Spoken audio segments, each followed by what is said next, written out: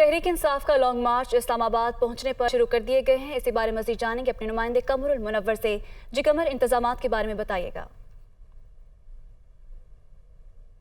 बिल्कुल, पाकिस्तान तहरीक इंसाफ का लॉन्ग मार्च से जो काफ़िले खैबर पख्तूनख्वा और जीटी रोड को इस्तेमाल करके पहुंचेंगे, उनके लिए एक निजी हाउसिंग सोसाइटी में इंतजामात किए गए। बाकायदा तौर पर एक टेंट विलेज जो है ये बनाया गया है, जिसके अंदर उनको ठहराया जाएगा। इसके अलावा जितने भी यहाँ पर लोग पहुँचेंगे उनके बाकायदा तौर पर बिस्तरों और उनके सोने की जगह का इंतज़ाम जो है वो भी किया गया। ख़ास तौर पर 300 के करीब वाशरूम जो हैं वो यहाँ पर बनाए गए हैं, जिसमें आर्जी तौर पर ये वॉशरूम होंगे और उनकी इरेक्शन का काम जो है वो शुरू हो चुका है।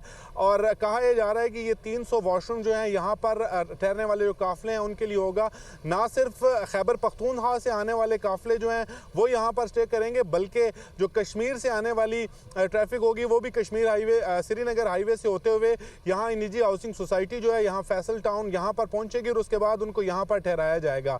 ये जिस जगह पर वाक़ है ये इस्लामाबाद और खैबर पख्तूनख्वा और पंजाब, ये तीनों का बॉर्डर अगर इसको कहा जाए तो ये गलत ना होगा। ये बॉर्डर है और इस जगह पर ये तमाम इंतजामात जो हैं ये मुकम्मल किए जा रहे हैं। ये टेंट विलेज है जिसके बारे में इब्तदाई तौर पर ये बताया गया है तकरीबन 16 से 20 हज़ार लोगों के यहाँ पर रहने का बंदोबस्त जो है वो किया गया है, जबकि यहाँ पर 300 वॉशरूम जो हैं वो भी लगाए गए हैं जो आर्जी तौर पर यहाँ पर उनको ठहराया जाएगा।